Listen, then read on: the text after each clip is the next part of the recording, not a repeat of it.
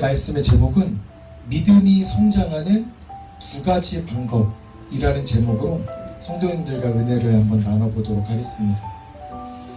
믿는 사람들은 믿음이라는 게 특권인 것 같습니다.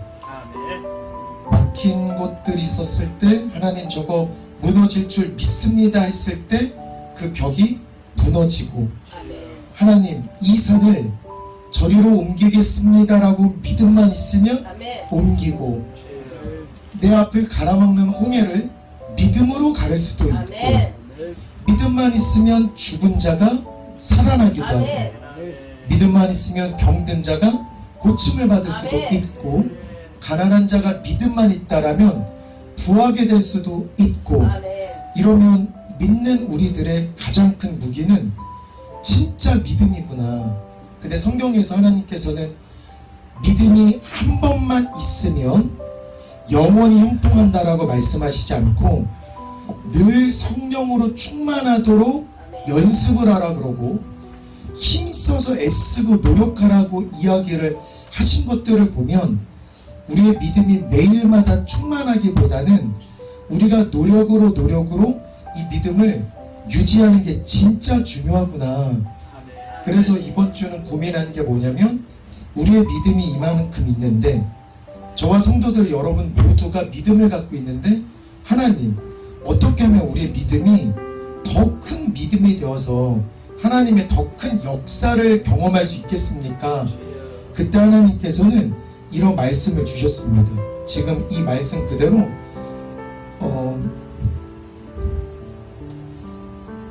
믿음으로 구하고 조금도 의심하지 말라. 너희 중에 누구든지 지혜가 부족하거든 구해 주시고 꾸짖지 아니하신 하나님께 구하라. 그리하면 주시리라. 이 말씀을 붙잡고 하나님 어떻게 하면 믿음을 기를 수가 있겠습니까? 오늘 두 가지 방법을 알려드리는데 첫 번째는 어떻게 하면 믿음이 커지겠습니까? 첫 번째는 하나님의 역사를 경험하고 하나님의 역사를 체험을 통해서 우리의 믿음이 공고해지는 것 같습니다. 근데 우리의 믿음이 왜 이 자리에 계속 머물러 있을까 생각을 해보면 성경 속의 믿음의 역사 기적을 우리의 삶 속에서 잘 체험을 안 하는 것 같습니다. 일례로 하나님 내가 저기 동해안을 딱 갔을 때 동해안이 쫙 갈라지면 하나님 내 믿음이 엄청 세질 것 같은데 그거를 믿고 동해안을 딱 갔는데 동해가 열리지 않습니다.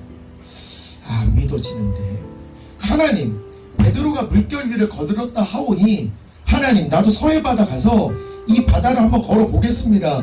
하나님 어찌민가 나는 물결 위를 걷는 게 아니라 하나님 나는 왜 물결 속으로 걷는지 모르겠네. 하나님 저 지금 물 밑으로 들어가는데 이거 성경 말씀과 다르지 않습니까? 라고 의심하면서 우리의 믿음의 크기를 키우는 것이 아니라 오히려 의심의 크기가 커지고 성경 속의 이 기적은 내 삶에 안 일어나는 것 같은데 라는 생각을 하는 성도들이 많을 것 같습니다.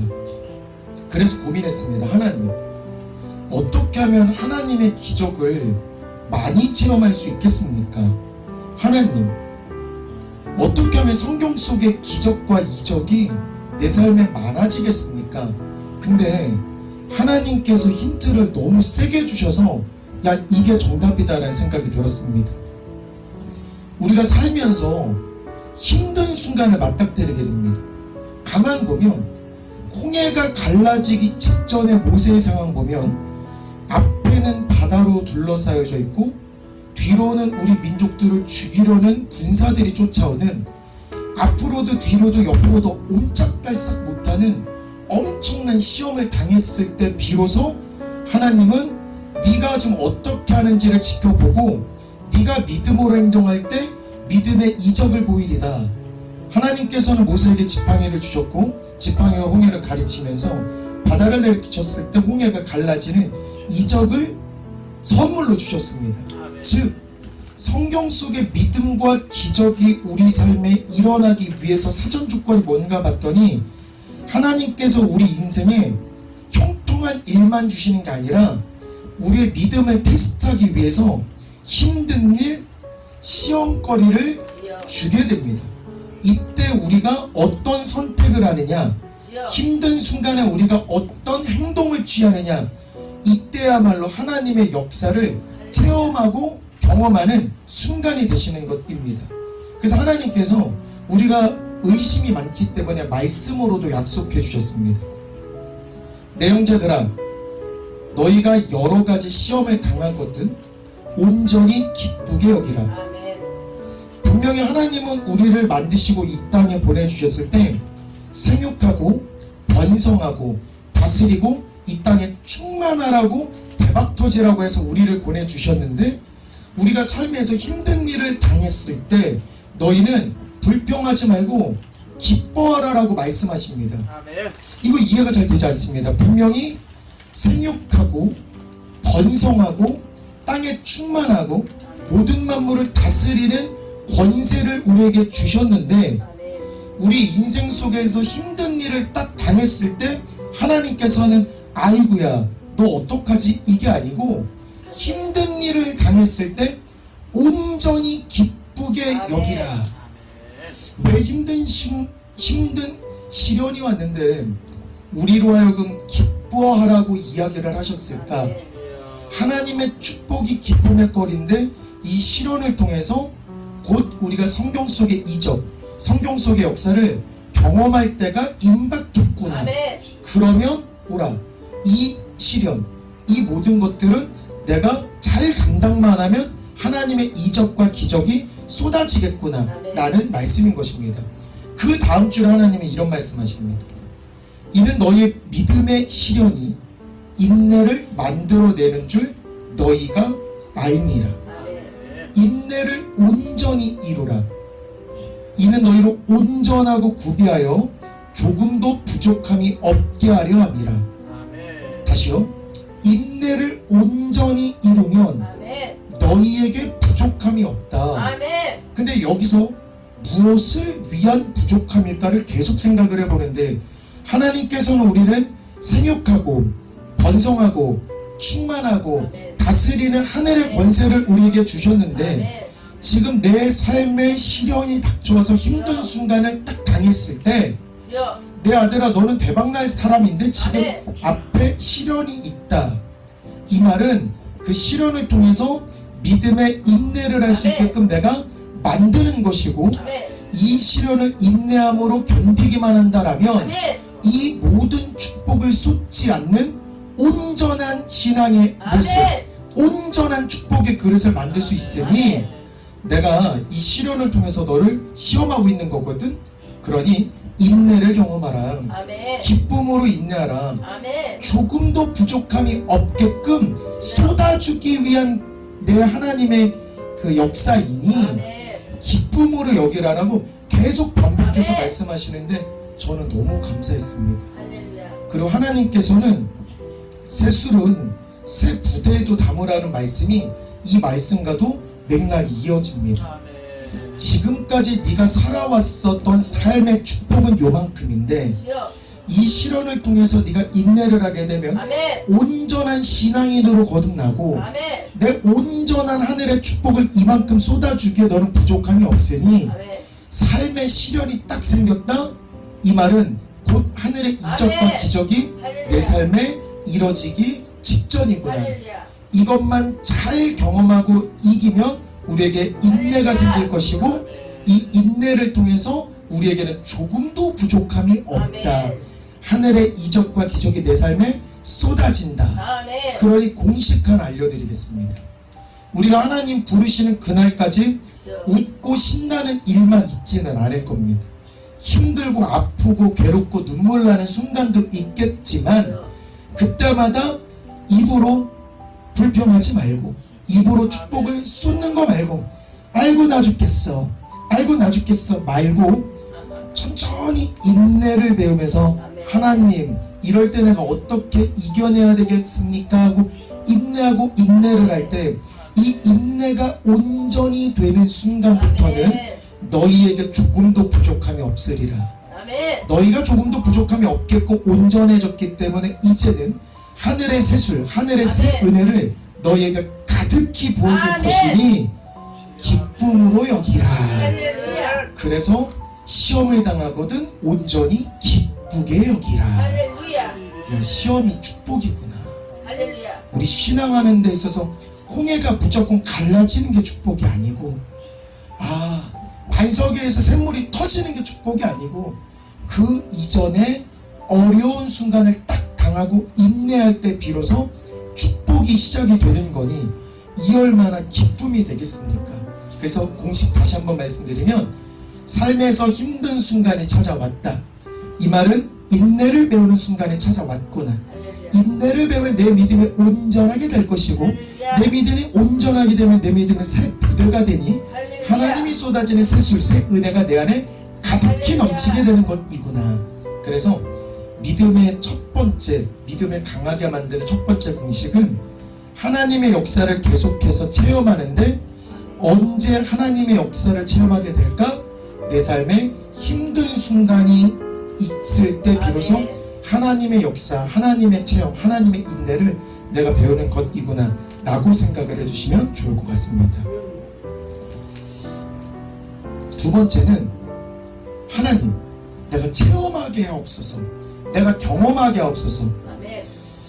이것도 좋은데 이 사전에 말씀으로 흔들리지 않는 것이 더 중요합니다. 하나님의 이적과 경험을 체험하는 것도 너무너무 좋은데, 하나님께서는 우리에게 성경 말씀을 주셨고, 하나님께서는 음성을 이 문자로 우리에게 주셨기 때문에 하나님의 말씀을 기반으로 체험을 하는 게 진짜 중요합니다.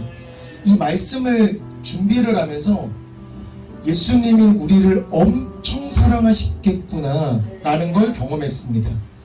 오늘 제가 도마를 잠시 말씀을 드릴 건데, 성경 요한복음 20장 25절에 도마는 의심이 진짜 많았구나.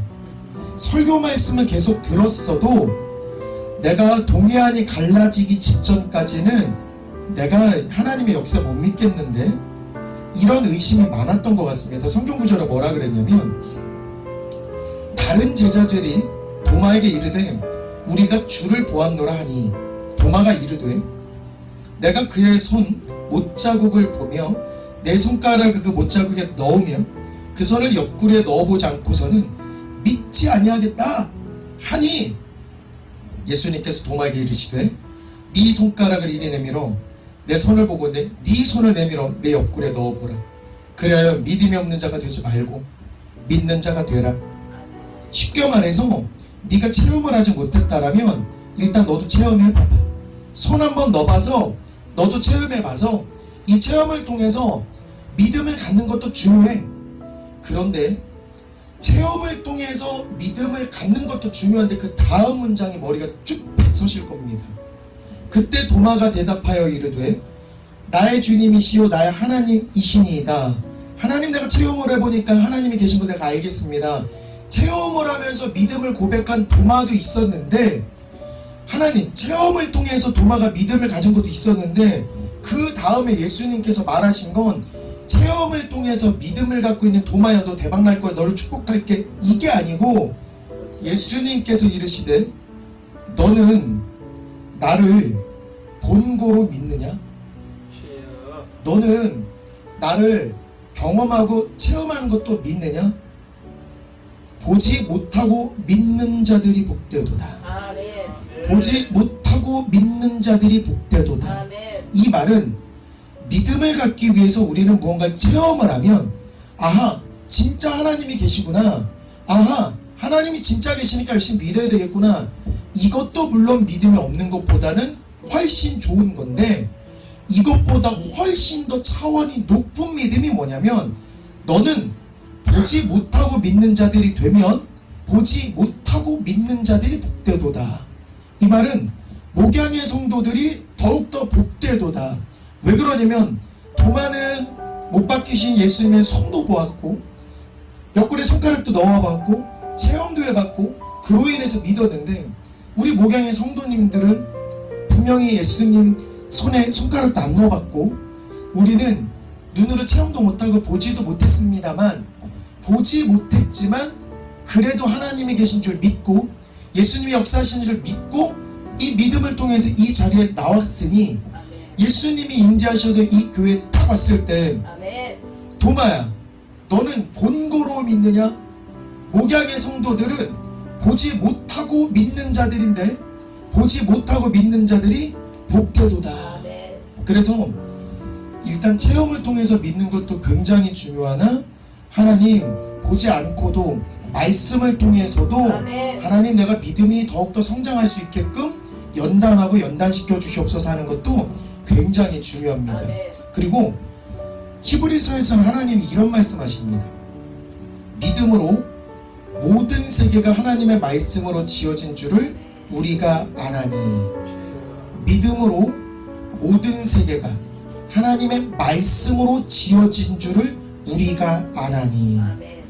하나님의 말씀으로 지어진 그 세상에 우리가 보내짐을 받고 우리가 살고 있기 때문에 하나님의 말씀을 읽는 것이 진짜 중요하구나. 저는 우리 교회가 진짜 복받은 교회라고 생각합니다. 장로님도 성경을 읽으려 애를 쓰시고 그 장로님의 모습을 보면서 저는 박 장로님보다는 내가 성경 더 많이 읽어야지 애를 쓰고, 또 목사님께서는 내가 성도에게 질 수는 없지, 내가 더 많은 성경 읽어야지 이렇게 노력하실 것이고, 우리 이병재 집사님도 오라, 내가 더 많이 읽을 거야, 난 걸어가면서 찬양까지 할 거야. 우리는 말씀 갖고 경쟁하는 교회가 되니 하나님이 보시기에 보지도 않고도 저러한 열심을 갖고 있는 이 목양의 성전이 얼마나 예쁘시겠습니까? 성경도 산대요. 성경책도 새로. 아멘. 아멘. 하나님께서 말씀으로 이 땅을 만들어 주셨는데 그 말씀을 사모하여서 하나님 내가 올해 1독하겠습니다 서원하신 분들도 계시고, 저는 질 수 없습니다, 저는 3독하겠습니다 하시는 분들도 계시고, 하나님 저는 필사를 하겠습니다 이러신 분들도 있고, 하나님 저는 돈을 탁 써서 성경을 사겠습니다 하시는 분들도 있고, 하나님께서 말씀으로 이 땅을 지은 그 땅에 우리가 보내어져서 말씀을 읽으면서 말씀이 곧 우리고 우리가 곧 하나님이 되면서 말씀을 읽으면서 하나님을 경험하고 체험할 때 비로소 우리에게 흔들리지 않는 견고한 믿음이 생기는구나. 가장 쉬운 것은 하나님께서 말씀을 읽으라고 이야기를 하시는 것입니다. 네. 그리고 우리가 예수님을 믿는다, 예수님을 믿는 것이 과연 무엇일까 생각해보면 예수님과 하나 되고 예수님과 함께 육신을 십자가에 못 박아 함께 같이 죽는 것이구나. 고로 예수님을 잘 믿는 것이 무엇일까 생각을 해보면 예수님과 성경 속에 있는 예수님과 그의 일기를 같이 경험을 하고 같이 공생을 하는 것이 이게 잘 믿는 것이구나. 하나님은 왜 하나님을 보고 본받으란 이야기를 계속 하셨을까?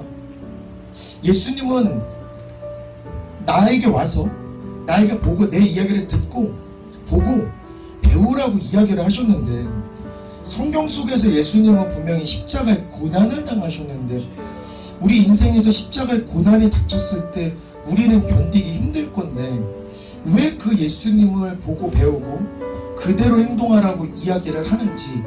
근데 성경은 예수님께서 부활하셨고 부활의 능력을 보이신 것들을 기록하고 있습니다. 즉 나에게 와서 내 이야기를 듣고 나를 따르라라고 이야기한 건 너희도 나를 믿는 것이면 나와 함께 죽은 것이고 나와 함께 죽었다라는 소리는 나와 함께 부활에 동참할 수 있다라는 것이고 내 인생에서 부활의 능력이 너희에게도 임할 거다 라고 이야기하는 거라면 엄청난 하늘의 능력을 갖고 우리는 이 땅에 태어나는 것이구나. 그러면 하나님을 잘 믿는 것, 예수님을 잘 믿는 것, 이 말은 예수님의 죽음에 같이 동참을 하는 것. 죽음에 동참을 한다라는 것은 내 육신의 모든 것들을 내려놓고 말씀을 읽으면서 말씀으로 내가 하나님을 경험하고 체험하면서 삼위일체 하나님이시여 내가 그 안에 들어가려고 내일 늘 말씀을 노력할 때 삼위일체 하나님의 그 기적과 이적을 경험하는 것이고, 그렇게 경험할 때 비로소 예수님의 부활의 능력을 우리가 얻게 되는 거고 누리게 되는 것입니다. 그렇기 때문에 말씀을 읽으면서 믿음이 들어왔으면 좋겠고, 말씀을 읽으면서 내 삶에 체험을 했으면 좋겠고, 아멘. 체험을 통해서 맞다, 이런 말씀이 있었지를 또 말씀으로 보면서 말씀의 이적이 또 내 삶에도 일어나면서 말씀과 체험과 이적과 말씀이 하나 되어서 계속해서 선순환되는 이런 믿음 생활을 할 때 비로소 우리는 믿음의 크기가 커져가는 것이구나. 그렇기 때문에 하나님, 무조건 기적만 경험하게 하옵소서, 무조건 대박나게만 하옵소서 하기보다는 하나님, 내가 말씀을 읽으면서 말씀으로 무장을 하겠습니다. 말씀이 곧 하나님이시기 때문에 말씀을 읽으면서 하나님의 마음이 어떠한지를 내가 느껴보겠습니다.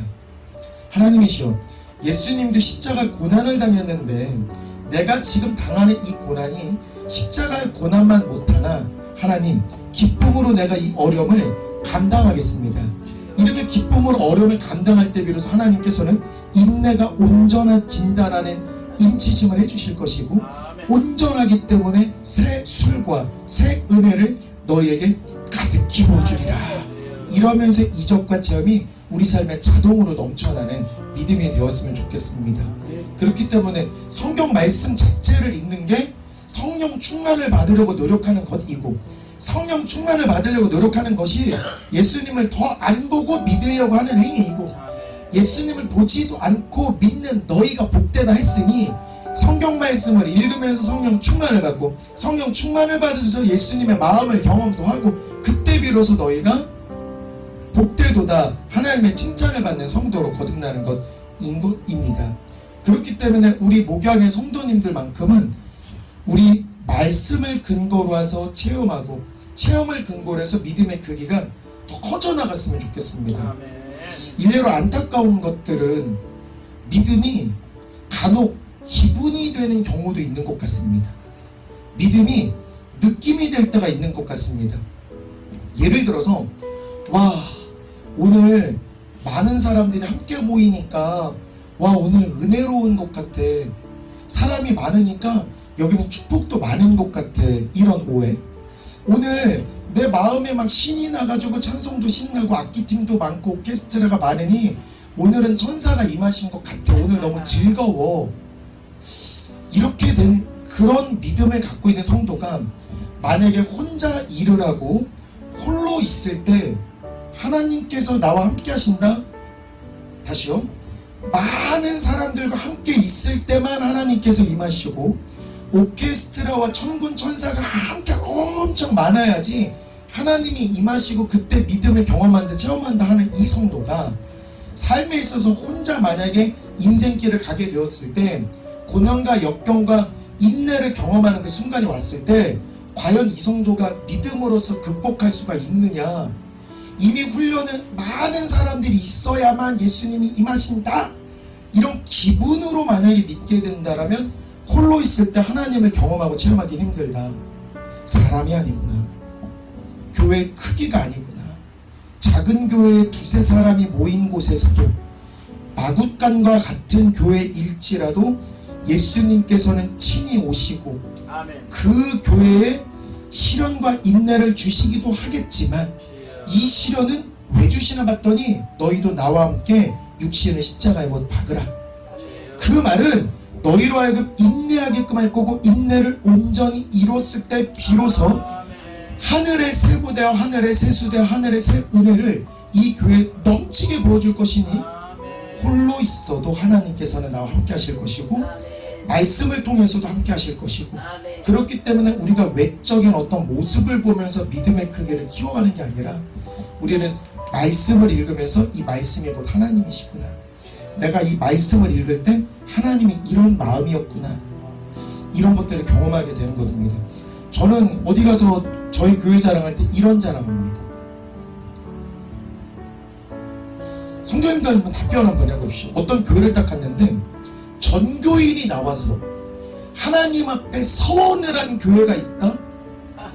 저는 대한민국과 온 세계에 우리 교회밖에 없다고 생각합니다. 하나님 앞에 딱 나와서 하나님, 내가 올해 이것을 하겠습니다 라고 카메라 앞에서 선언하고 선포를 한 교회는 우리 교회밖에 없다. 그리고 하나님, 내가 더 성경 말씀을 많이 읽겠습니다 라고 경쟁을 하면서 서로가 말씀을 읽고 서로가 기도하려고 애쓰는 교회는 저는 결단코 우리 교회가 작다고 해서 믿음의 크기가 작다라고 생각하지 않습니다. 여기 능력자들로 가득 차고 여태까지 저는 이제 1년이 조금 이제 돼가고 같긴 한데 보면서 진짜 하나님께서 이제 많이 시련도 주시고 인내를 연습하게끔 경험해 주시고 이제 온전하다라고 하나님께서 칭하시는 그 어느 날부터는 오케이, 이제부터는 하늘의 새 술과 새 은혜를 이 교회에 내려주실 줄 믿습니다. 그래서 두 번째 공식도 말씀드립니다. 우리는 믿음의 크기를 어떻게 키울까라고 생각을 해보면 일단은 말씀을 중심으로 말씀을 읽으면서 하나님이 곧 말씀이기 때문에 하나님 속으로 들어가는 게 중요하겠구나. 말씀을 읽는 순간부터는 말씀으로 충만하고 성령으로 충만하고 내가 하나님을 잘 믿으려고 애써서 노력하는 것입니다. 이때 삶 속에서 어려움도 만날 것이고 그 어려움을 극복하는 과정에서 기적과 이적을 경험하게 될 것이고 그 기적과 이적을 경험한 은혜가 너무 감사해서 감사함으로 하나님 말씀으로 더 의지하게 되고 말씀을 안에 하나님을 더 잘 알게 되고 삶 속에서 힘든 일 있을 때마다 기쁘고 그러니 이적은 점점 많아지는 인생의 선순환이 되는 것입니다. 그래서 두 번째 공식은 우리 매일마다 하나님의 말씀을 읽으면서 성령과 말씀의 충만을 이루자라고 말씀드리도록 하겠습니다. 그리고 말씀을 통해서도 어떤 연습을 해야 되는지 한 3가지 정도만 힌트를 드리고 마무리를 짓도록 하겠습니다. 하나님께서는 시험을 당해도 기뻐하라. 이게 쉽지가 않은 것 같습니다. 시험을 당했는데 어떻게 기쁘지? 한 선교사님이 인디언들을 구원하기 위해서 배를 타고 한 섬에 가는 도중에 풍랑을 만납니다. 하늘이 무너지는 순간입니다. 그 섬에 도달하기도 전에 풍랑으로 인해서 배는 망가지고 물은 넘치고 그래서 좌절했습니다. 그래서 그 선교사님이 마음에 생각을 했습니다. 아이고야, 복음을 전하기도 전에 하나님께서 나를 부르시는구나. 저는 가끔 저도 그런 생각을 하는데 하나님이 나를 부르시기 직전에 나는 과연 뭐 할까? 제가 아내한테도 한번 물어봤습니다. 이제 10분 뒤에 하나님이 당신을 부르신다. 그러면 당신은 뭐 할 것입니까? 이렇게 했더니 나는 교회에 무릎 딱 꿇고 나는 기도하면서 회개하면서 하나님을 기다리겠다라고 말씀을 저한테 이야기를 해줬습니다. 그래서 당신은 뭐 할 거 저한테 물어서 나는 하나님께 가장 기쁜 모습으로 내가 찬양하는 모습으로 가장 신나는 모습을 부르면서 나는 찬양하면서 하나님 영접할 거야 라고 했더니 나는 기도하고 있을 테니까 당신은 찬양하고 그러면서 하나님을 만나자 이렇게 얘기한 적이 있는데 이 선교사님도 배에 물이 차기 시작하고 하나님이 나를 부르실 것 같으니 선교사님이 마지막으로 그럼 하나님 부르시기 전에 내가 신나게 찬양을 한번 해보자. 그래서 그 배 위에서 신나게 찬양하는데 좌절하고 있는 동행하던 사람들이 오케이 선교사님이 찬양을 하니까 우리도 찬양하겠습니다. 처음에 분명 선교사님 혼자서 막 찬양하시는데 옆에서 다른 한 명이 으쌰으쌰 찬양을 하면서 그 풍랑이 일고 있는 그 배 무너져가는 배 위에 성령님께서 함께 하셨는지 이 배가 풍랑에 이끌려 결국은 무사하게 그 섬에 당도하게 됐다라는 이야기를 경험했습니다. 이때 너무 소름 끼치는 건 뭐냐면 힘든 순간을 버틸 수 있게끔 하는 원동력이 뭘까 생각해보면 하나님의 말씀이구나. 하나님의 찬양이구나. 힘든 일이 딱 도착했을 때 힘든 일이 딱 당했을 때 불평을 딱 맞고 불평하지 말고 우리는 하나님의 말씀을 읽거나 아니면 하나님께 뜨겁게 찬양을 할 때 비로소 역사가 점점 커지는 것이구나 라는 것들을 이 선교사님의 사례를 통해서 느꼈던 것 같습니다. 그래서 우리 목양의 성도님들과 저와의 약속, 힘든 일들이 딱 생겼을 때 입을 탁 막고 성경 속으로 찬양 속으로 들어가는 저와 성도님들이 되었으면 좋겠습니다. 그리고 저 회개도 했습니다. 어제 너무 힘든 일이 있어서 저는 힘든 일을 누군가한테 얘기를 잘하지 않는데 어제 저희 어머니가 제 얘기를 너무 잘 들어주시는 나머지 내가 이런 부분이 힘듭니다 하고 불평을 쫙 어린아이 이런 적이 거의 없었던 것 같은데 아 이게 너무 힘듭니다, 이게 너무 힘듭니다 라고 어제 전화로 불평을 딱 했는데 어머니가 전화 끊기 전에 하나님께 내가 기도할게, 기도하면 하나님께서 다 들어주시고 일평생 네가 하나님 안에서만 살았는데 하나님 너 절대 비참하게 안 해, 하나님 너 무조건 대박나게 할 거니까 우리 기도만 한번 해보자 하고 전화를 딱 끊고 말씀을 준비하는데 아이고야 하나님 제가 말씀을 이렇게 준비하는데 정작 저는 어제 전화로 불평을 했네요. 이 힘든 순간을 주심은 하나님께서 너 내가 인내를 경험하게 하면 인내를 온전히 견디기만 하면 그 뒤에 있는 축복을 주시기 위한 건데 아이고야 내가 이거 준비해놓고 이거를 잠깐 망각을 해서 이렇게 이야기하는 걸로도 또 한 번 회개를 하겠습니다. 저도 오늘부로는 힘든 일이 딱 생겼을 때 성경으로 착 힘든 일이 착 생겼을 때 찬양으로 착 해서 축복의 크기를 더 키우는 그런 사람으로 거듭나도록 하겠습니다. 두 번째로는 고난과 시험이 만약에 계속된다, 짧게 되는 게 아니라 고난과 시련이 왜 이렇게 계속 있지? 이 말은 하나님의 축복의 크기가 계속 커지고 있음을 의미하는 것이구나. 성경에서 인내할 거면 그냥 인내 이게 아니고 인내를 할 거라면 온전하게 인내하라라고 이야기합니다.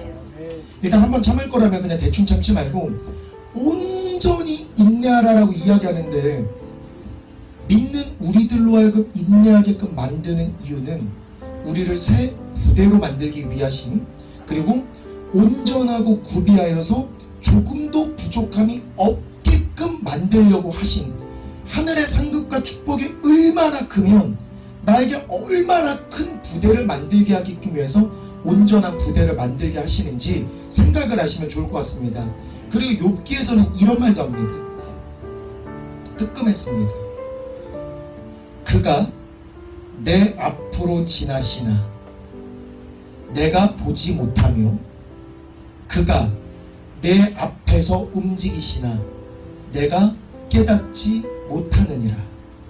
삶의 힘든 순간이 딱 닥친 욥, 우리가 살면서 힘든 순간을 딱 닥쳤을 때 하나님께서는 이 힘든 순간에 그가 내 앞에 지나고 계시나 내가 지금 당면한 내 힘듦으로 인해서 앞을 보지 못하고, 그리고 하나님께서 힘든 내 순간에 내 앞을 지나가시고 축복을 가지고 이걸 부어주시려고 하고 계시고 있기는 하나 내가 깨닫지 못해서 불평을 만약에 한다라면 하나님께서는 어마무시한 축복을 들고 이렇게 그냥 서서 기다리고만 계시는 것입니다.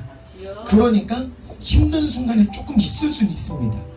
우리 이때 나와 성도님들은 절대로 불평 안 하고 이때 더 하나님 말씀으로 찾아야 되겠구나, 이때도 할 수 있거든이 무슨 말이냐 이런 찬양하면서 하나님 인내로 내가 더 강해지겠습니다. 그럴 때 하나님께서는 예비하신 축복을 우리에게 쏟아 부어주시는 것입니다. 그리고 마지막 이 힌트만 드리고 마무리 짓도록 하겠습니다. 우리가 믿는 구석이 있으면, 말씀을 붙잡게 되면 우리는 평안하게 기도하게 되는 것 같습니다. 일례로 힘든 순간에 외딴 섬에 하나님 나 혼자밖에 없습니다. 하나님 이 땅에 내가 혈연단식 홀로입니다. 힘든 순간에 내가 이거를 도저히 이겨낼 수 있는 힘이 없습니다 라고 생각한다라면 마음속에서 공허함과 불평과 원망이 어마무시하게 많을 건데, 만약에 말씀을 붙잡고 하나님께서 해결해 주실 거라는 믿음을 갖고 있는 사람이라면 하나님 조금은 버텨보겠습니다. 하나님 이틀만 내가 버텨볼게요. 2달을 버텨볼게요. 2년 3년을 버티다 보면 하나님께서는 우리에게 큰 은혜를 주시는 것 같습니다. 우리의 믿음이 흔들릴까봐 하나님께서, 저 이거 너무 감동받은 말씀인데, 하나님께서는 우리가 부족할까봐 이런 말씀을 하십니다. 너희 중에 누구든지 지혜가 부족하거든 모든 사람에게 후히 주시고 아멘. 꾸짖지 아니하시는 하나님께 구하라. 아멘. 그리하면 주시리라. 아멘. 그렇기 때문에 오케이, 하나님 내가 지금 이 힘든 시간을 견디고 있기는 한데 하나님 저 홀로 아닌 거 압니다. 하나님께서 인내로 나를 연단하심을 내가 굳게 믿고 있습니다. 아멘. 하나님 내가 지금 지혜가 부족하니 하나님의 지혜로 이 어려움은 믿음으로 극복하게 하옵소서. 아멘. 하나님이 내게 주시는 그 축복의 테스트 내가 아주 멋지게 치를 수 있도록 아멘. 하나님 인도하여 주시옵소서 아멘. 라고 말씀을 붙잡고 기도하게 되면 아멘. 하나님께서는 너무 기분 좋게 우리에게 할렐루야. 축복을 주실 것 같습니다. 그리고 이런 말씀도 하십니다. 기도할 때 그래 믿음으로 구하고 조금도 의심하지 말라. 아멘. 너무 감동입니다. 아멘. 아마 하나님께서는 도마처럼 우리가 의심이 많을 수 있겠구나. 인간들은 다 죄인으로 태어났기 때문에 안에 죄성이 있을 수도 있고 의심이 있고 하나님께서는 우리가 연약한 존재라는 걸 너무 잘 알고 계셔서 기도할 때 우리가 걱정을 하고 고민을 하고 기도는 하지만 계속 불안한 우리 자신을 하나님께서는 미리 아셨던 것 같습니다. 그렇기 때문에 오로지 믿음만으로 아멘. 의심하지 말고, 이 말은 아멘. 내 거 다 내려놓고 아멘. 온전히 하나님께서 해결해 주시는 하나님의 축복만 바라보고 주여. 기도할 때 비로소 너는 받게 된다 라고 아멘. 말씀해 주시는 것입니다. 그래서 하나님이 마지막으로 이런 말씀을 하시는 것입니다. 기도하고 구하는 것은 받은 줄로 믿으라. 아멘. 그리하면 너에게 그대로 되리라. 아멘. 기도하고 구하는 것은 받은 줄로 믿으라. 아멘. 하나님, 목양의 교회 올해 50명이 넘었으면 좋겠습니다라는 기도를 제가 계속 드릴 때 비로소 하나님 내가 50명을 구했으니 그대로 받을 줄로 믿으라. 아멘. 너에게 그대로 되리라. 아멘. 그리고 저희 1월 첫째 주에 몇 터지는 축복이라는 설교로 하나님 50명이 딱 채워져서 어쩔 수 없이 교회 증축을 해야 되고 세상에 나아가서 빛과 소금의 역할을 더 멋지게 하는 그런 교회로 기억되게 하옵소서 라고 기도할 때 너희에게 그대로 되리라. 아멘. 아, 이건 너무 기분 좋은 것 같습니다. 하나님의 말씀을 하나하나 읽을 때 이런 거 있지 않습니까? 어린 시절에 친구가 나를 때리면 아는 동네 형, 교회 형만 있어도 나 여기 싸움 잘하는 교회 형 있어? 나 여기 되게 힘센 형 알아? 이것만으로도 엄청 든든하고 의지가 되는데 여기는 지금 세상 만물을 창조하신 하나님께서 말만 하면 다 들어준다고 하시니 얼마나 기분 좋으십니까? 그래서 마지막으로 이 말씀으로 마무리 짓도록 하겠습니다. 사람이 마음으로 믿어 의에 이르고 입으로 시인하여 구원에 이르느니라. 마음으로 믿고 기도도 했지만 하나님께서 이거 주심에 진심으로 감사합니다라고 입으로 시인해야 됩니다. 그리고 저번에도 제가 힌트 잠깐 드렸습니다만 목양교회 성도 몇 명 모이는 거 중요하지 않은데 학원이든 어디를 가든 왜 사람이 많으면 더 믿음이 많고 이렇게 생각하는지는 모르겠지만 만약에 어디 가서 목양의 성도 몇 명이야? 라고 그 교회 성도 몇 명이야? 라고 물어보면 저는 아내랑 이런 데다 우리가 300명 좀 안 돼. 거짓말한 거 아닙니다. 300명 안 되는 거 맞기 때문에 300명 안 돼. 이렇게 대답하는 이유는 하나님 내 마음 그대로 시인할 테니 하나님 믿음으로 구한 거 그대로 받아서 사람들 앞에 내가 시인할 테니 채우는 건 하나님이 좀 채워주십시오. 나는 노력만 하겠습니다. 아멘. 그래서 믿음으로 고백할 때 우리의 마음 한켠에 있던 의심은 사라지고 믿음으로 뭔가를 시인할 때 비로소 내가 너를 구원해 줄 거야 라고 하나님께서 말씀을 해 주시는 것입니다. 오늘 믿음이 성장하는 두 가지 방법이라는 제목으로 말씀을 전했는데, 첫 번째 하나는 하나님의 역사를 경험하고 체험할 때 비로소 믿음의 크기는 커집니다. 두 번째, 경험, 체험만 너무 중심으로 하다 보면 흔들릴 수 있으니 그 경험과 체험의 모든 중심에는 말씀이 있어야 됩니다. 그래서 말씀을 중심으로 하나님의 이적을 경험하고 그 경험한 이적과 그런 체험들이 성경 말씀에 고스란히 나오고, 성경 말씀을 읽으면서 기적을 체험하고 이 기적이 성경 말씀에 또 나오고, 이런 선순환의 믿음의 축복이 우리 삶에 가득 넘치기를 기도하고 소원하도록 하겠습니다. 아멘. 오늘 제가 준비한 말씀 여기까지고요. 우리 목사님 나오셔서 축복 기도해 주시도록 하겠습니다.